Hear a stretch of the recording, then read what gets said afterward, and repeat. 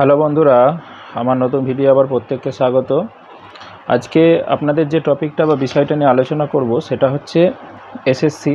জানেন আপনারা, এর আগে অলরেডি ভিডিও দিয়েছি 26,000 যে চাকরি বাতিল মামলা ছিল বা চাকরি বাতিল যেটা হয়েছিল সেটার নোটিফিকেশানের একটা ডেট সুপ্রিম কোর্টের অর্ডার অনুসারে জানেন 31শে মের মধ্যে দিতে হবে। তো সেটা এই সপ্তাহে হওয়ার কথা ছিল, যেটা আপনাদের আমি বলেওছিলাম আগের ভিডিওতেই।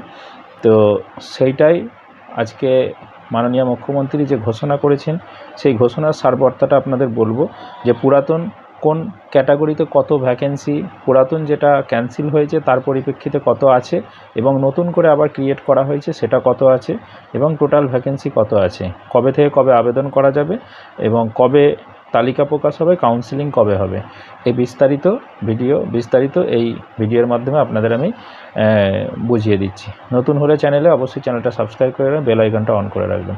চলুন ভিডিওটা শুরু করা যাক। প্রথমেই বলবো যে এটা আপনারা জানেন, এটা হচ্ছে আপনার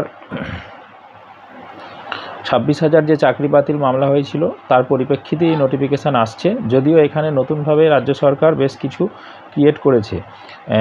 টোটাল ভ্যাকেন্সি যেটা হচ্ছে নতুন পুরাতন মিলিয়ে, এখন বিষয়টা এখানে যেটা টপিকটা আসছে সেটা আমি বিস্তারিত শেষে একটু বলবো, যে এই যে নতুন ভ্যাকেন্সি আসছে এটা কি একটাই নোটিফিকেশান হবে নাকি দুটো হবে, পুরাতন এবং নতুন সবার কি একটাই নোটিফিকেশান, সবাই বুঝতে পারবে নাকি, সেইটা বিস্তারিত শেষে আমি আলোচনা করব। টোটাল ভ্যাকেন্সি হচ্ছে 44,203 জন।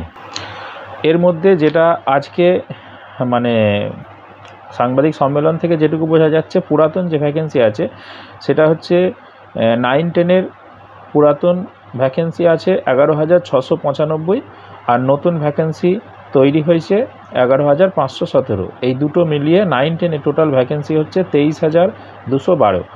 আর 11-12-এর পুরাতন যে ভ্যাকেন্সি ছিল সেটা হচ্ছে 5,602, মানে যেটা ক্যান্সেল হয়েছে। আর নতুন যেটা ভ্যাকেন্সি ক্রিয়েট হয়েছে সেটা হচ্ছে 6,912, মানে যেটা ছিল তার থেকেও বেশি।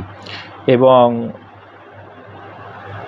গ্রুপ সি এর পুরাতন যেটা ছিল সেটা হচ্ছে 2,418, আর নতুন করে আরও নতুন করে 571টা ভ্যাকেন্সি তৈরি করা হয়েছে। গ্রুপ ডি এর ক্ষেত্রেও সেম, পুরাতন ছিল 4,488, আর নতুন করে আরও 1,000 নিয়ে 5,488। এই টোটাল 9-10-এর হচ্ছে 23,212, 11-12-এর 12,514, আর